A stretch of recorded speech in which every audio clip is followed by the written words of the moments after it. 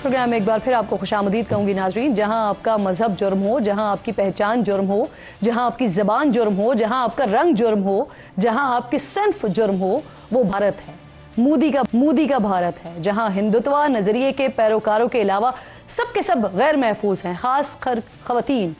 दिल्ली तो पहले ही rape capital का खिताब पा चुका है, लेकिन अब लगता है कि मोदी के मुसलसल राज में इंडिया दुनिया भर में रेप का मरकज़ भी बन जाएगा। ऐसे ही कई रेप के वाक़यात के दौरान एक और रूह तड़पा देने वाला वाक़या 9 अगस्त को इंडियन रियासत बंगाल के शहर कोलकाता में हुआ है, जहां दूसरों का दर्द दूर करने वाली 31 साल की एक ट्रेनी डॉक्टर को अपने ही मेडिकल कॉलेज के अंदर रेप और बदतरीन तशद्दुद करके इबरतनाक दे दी गई।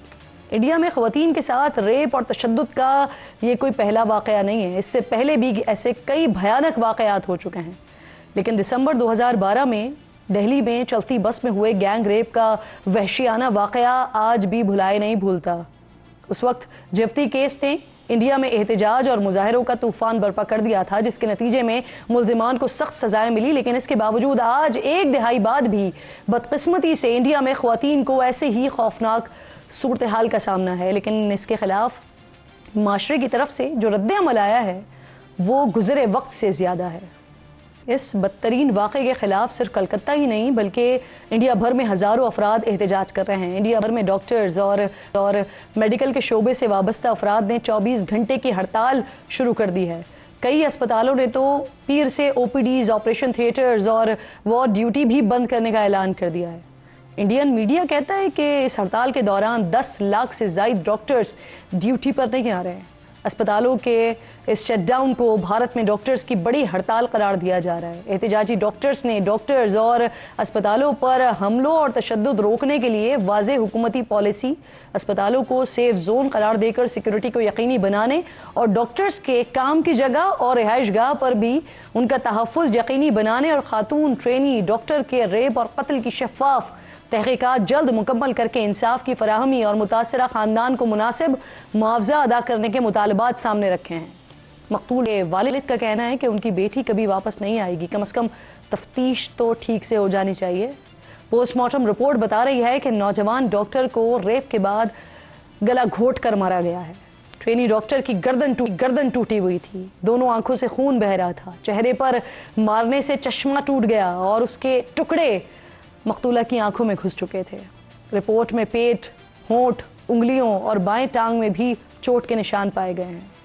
पोस्टमार्टम रिपोर्ट मजीद बताती है कि 31 साल की ट्रेनी डॉक्टर के सर को दीवार के साथ जोर से मारा गया ताकि चीख भी ना पाए वो। सिर्फ यही नहीं, चेहरे पर नाखूनों के निशानात भी थे।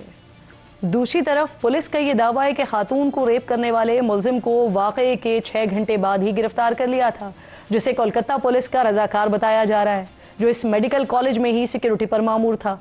पुलिस कहती है कि अस्पताल के एक सेमिनार हॉल से एक टूटा हुआ ब्लूटूथ ईयरफोन उन्हें मुलजिम तक ले गया। बाकी मदद जो हुई वो CCTV फुटेज से हुई। कोलकाता हाई कोर्ट ने इंडिया के सबसे बड़े तफ्तीशी CBI को वाक़े की जांच का हुक्म दिया है। अस्पताल के अहाते में डॉक्टर के रेप और कत्ल के इस मामले ने ख़वातीन की हिफाजत पर सवालात खड़े कर दिए हैं। ख़वातीन के लिए महफूज ममालिक के इंडेक्स में दुनिया के 177 ममालिक में इंडिया 128वें नंबर पर मौजूद है। इंडियन हुकूमत के अपने ही आदाद शुमार बताते हैं कि सिर्फ 2022 में ख़वातीन के ख़िलाफ़ जराइम के 4,45,256 केसेस रिपोर्ट हुए हैं। यानी कि इंडिया में हर घंटे में 51 ख़वातीन किसी न किसी तरह से तशद्दुद का शिकार होती हैं। इन वाक़यात में से 31,516 वाक़यात रेप के थे, जो 2021 के मुकाबले में 20% ज़्यादा थे। रिपोर्ट के मुताबिक इंडिया में औसतन हर 16 मिनट में एक खातून जिनसी ज़्यादती का निशाना बनती है। इंडिया के नेशनल क्राइम रिकॉर्ड्स ब्यूरो के आदाद शुमार बताते हैं कि 2012 में इंडिया में 25,000 रेप के वाक़यात रिपोर्ट हुए थे।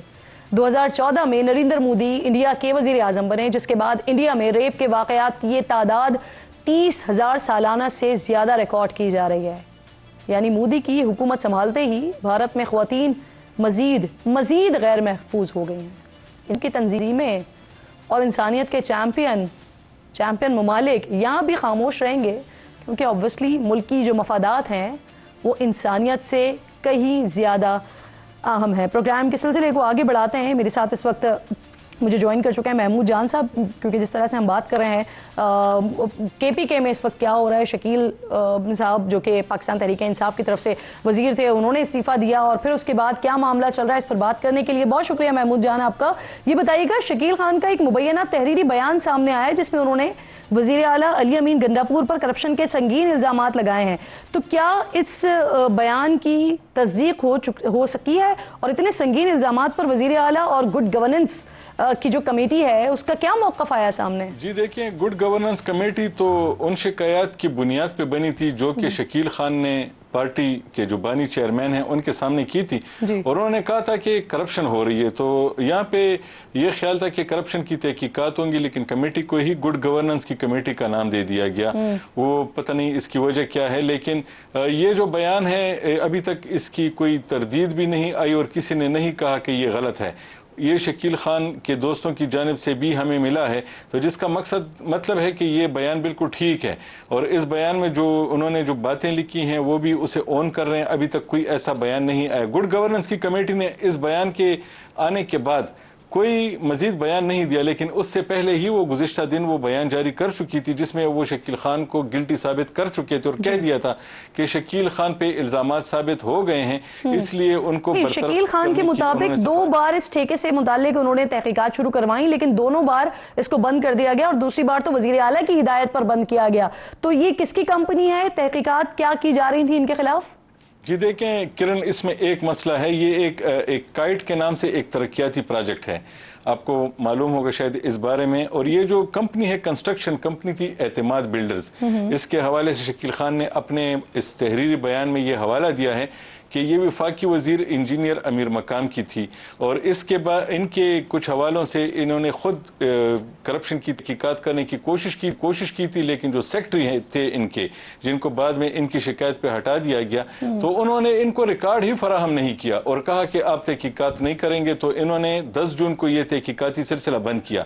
اس کے بعد شکیل خان پھر کہتے ہیں کہ میں نے ایک بار پھر کوشش کی کہ اس کنسٹرکشن کمپنی کے جو انجینئر امیر مقام کی ہیں اس کے بارے میں تحقیقات کروں، تو پھر مجھے بتایا گیا کہ وزیر اعلیٰ نے اجازت نہیں دی کہ آپ یہ تحقیقات نہیں کریں گے، اور یہ تحقیقات کے لیے پھر مجھے ریکارڈ نہیں دیا گیا، اور مجھے یہ بتایا گیا کہ ایڈیشنل چیف سیکرٹری نے اس حوالے سے ایک اور وہ بنائی ہے، کمیٹی بنائی ہے، اور وہ اسے دیکھ رہی ہے۔ تو ان کا کہنا تھا کہ یہ جو ہے اس کنسٹرکشن کمپنی کی تحقیقات انہیں نہیں کرنے دی گئی۔ عجیب بات یہ ہے کہ انجینئر امیر مقام کا تعلق پاکستان مسلم لیگ نون سے ہے، یہاں پر حکومت آپ کو معلوم ہے کہ تحریک انصاف کی ہے، ان کی آپس کی لڑائیاں بھی چل رہی ہیں، لیکن وہ اس ایک جگہ پہ آ کے اگر شکیل خان کی بات کو ٹھیک مانا جائے تو یہ عجیب سا لگ رہا ہے کہ انجینئر امیر مقام کی کمپنی یہاں پہ کاروبار بھی کر رہی ہے، ایک دوسرے کے خلاف صوبائی حکومت اور مسلم لیگ نون کی طرف سے بیان بازی بھی ہو رہی ہے، لیکن وہ کاروبار بھی یہاں کر رہی ہے، اور اگر ان کے خلاف کوئی تحقیقات ہوتی ہے تو بچانے کی کوشش بھی ہو رہی ہے۔ بالکل ٹھیک سر، شکیل کے بعد